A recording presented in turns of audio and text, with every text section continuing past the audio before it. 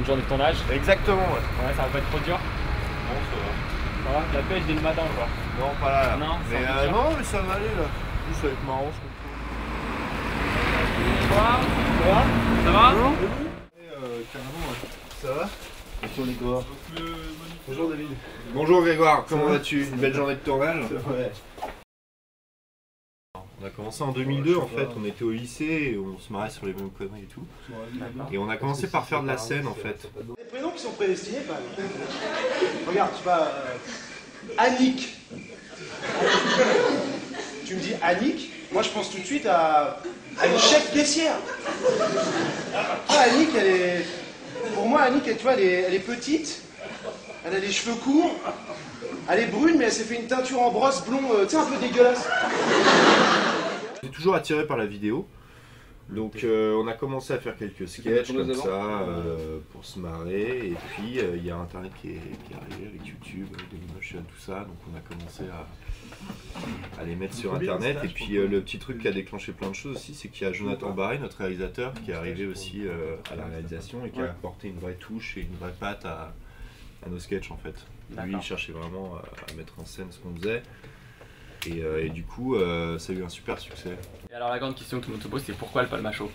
Ah, pourquoi le palmacho? C'est une réponse à laquelle on s'est accordé avec David. On va jamais y répondre. Jamais. Parce que c'est un secret. Ouais, ça cultive un peu le secret, c'est marrant. Ouais. C'est-à-dire que ça veut rien dire, donc les gens sont Voilà. Avant le palmacho, on avait trouvé un autre on s'était appelé les Comical Brothers, les frères comiques. On tourne 3 sketchs. On tourne tout un sketch qui tourne autour du monde du porno. En fait, c'est un peu toutes les situations qu'il faut éviter quand on fait du porno. Salut.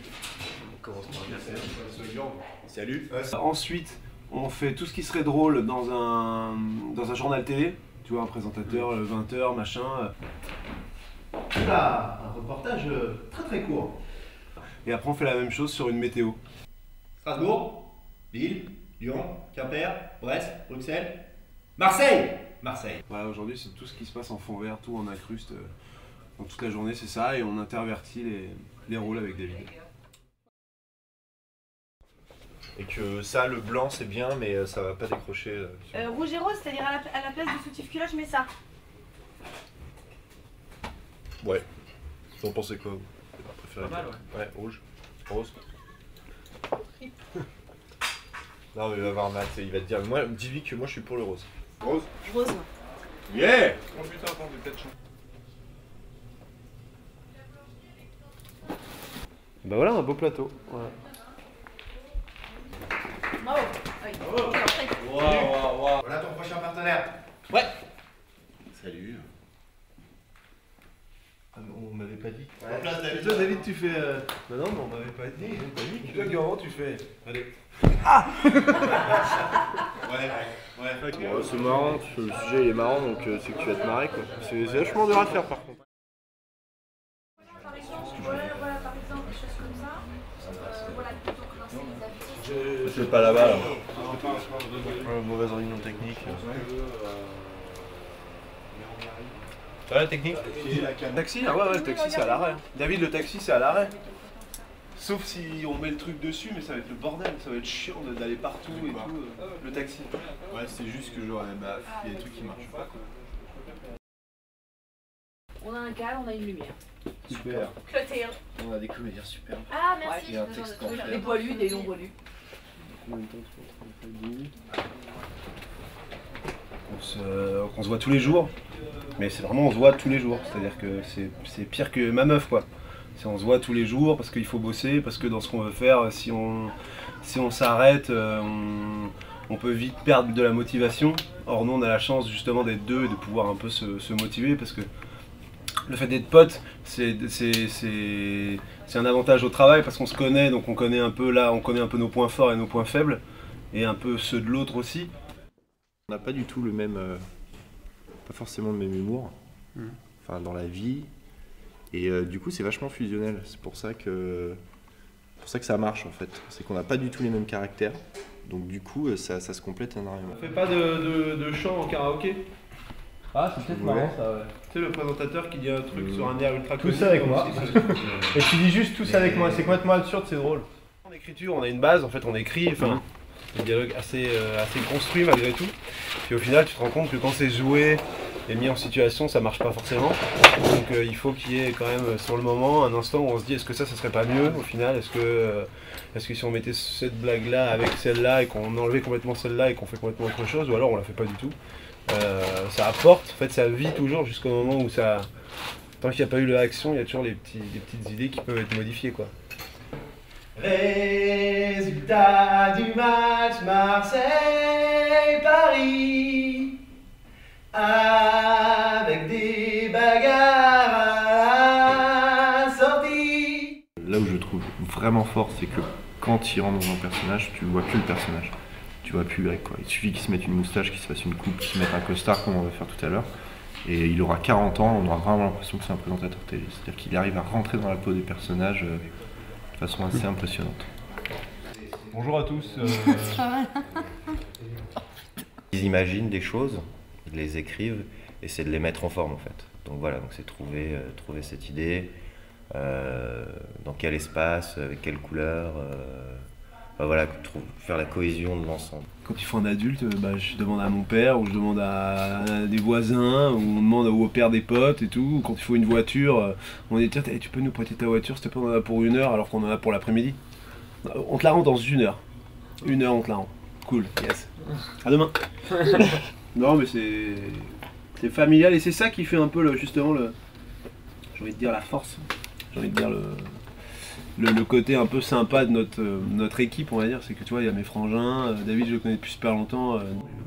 C'est marrant parce que autant au taf il est hyper carré, hyper rigoureux. En fait on est vraiment complémentaires, moi je suis plus un peu pas le branleur des deux, mais je suis toujours un peu à dire quand il faut dire un peu une connerie ou un machin, c'est vrai que je suis un peu le premier à le faire. Jean-Jacques, je suis notre maquilleur. J'étais votre coiffeuse, moi. Hier, j'étais votre coiffeuse. Ouais, mais tu es le coiffeur maquilleur. Ouais, David est un peu plus sérieux, il est un peu plus organisé. C'est lui qui dit bon, bah on fait. Oublie pas, il faut qu'on bosse ça ce jour-là, ça ce jour-là, ça ce jour-là, ce jour-là. Moi je fais ok, d'accord, pas de problème. Mais il n'est pas du tout comme ça dans la vraie vie. Enfin, c'est la vraie vie aussi, mais dans la vraie vie, il est plus tête en l'air, il est plus ahuri, il est un peu. Tu sais, s'il faut qu'il y en ait un qui oublie ses clés alors qu'on lui a dit 30 fois de ne pas oublier ses clés, c'est David. Et une dépression qui va se diriger vers toute la France et qui se dirige vers moi. Qu'est-ce qu'elle fait? Oh là, oh là, oh là!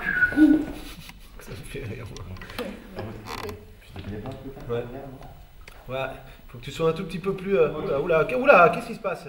Il fait très bien les rôles de femmes, d'homosexuels, tout ça, il aime bien se travestir. Il fait ça quand à Noël et aux anniversaires de tous les gens de sa famille. D'accord. Il se déguise comme ça, c'est un peu des cadeaux surprises. C'est une tradition un peu. peu. C'est chez lui, ça. On peut rien y faire. Puis on voit quand même jusqu'au.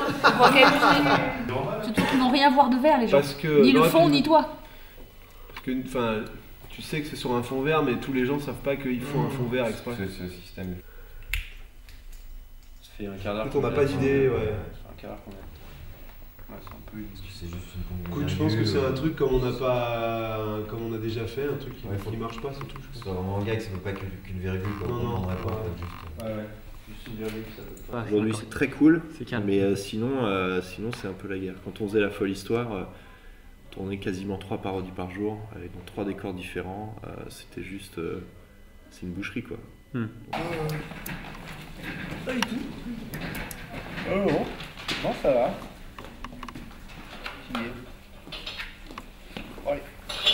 Ouais, on nous reconnaît un peu dans la rue, au McDo.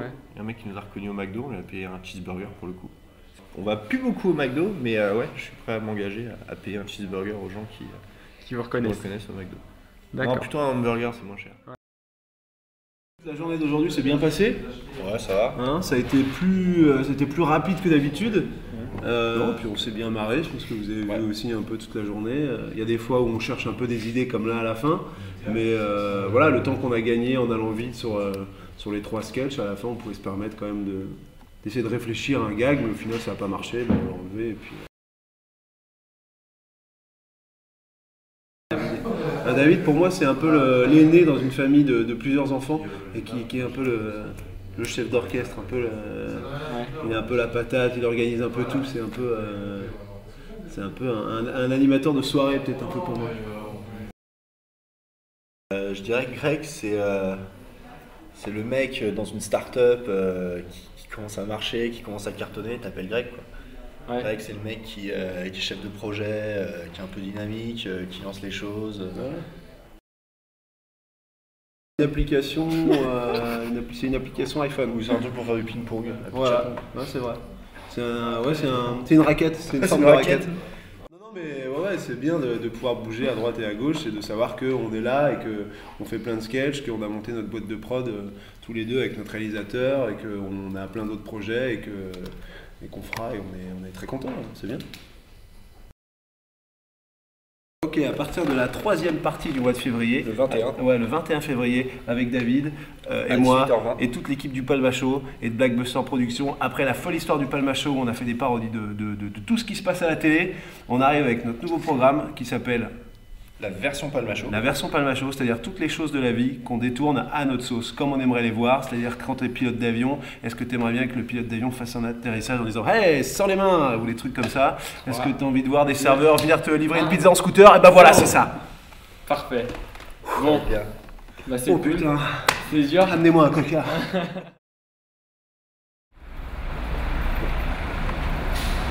Il est là. Non, on est content. Bon, dur. Version Palma Show, ça marche. Bon bah les mecs. D'accord. Si je pouvais. Salut. Je ça, À bientôt. T'as piqué de la bouffe sur la régie?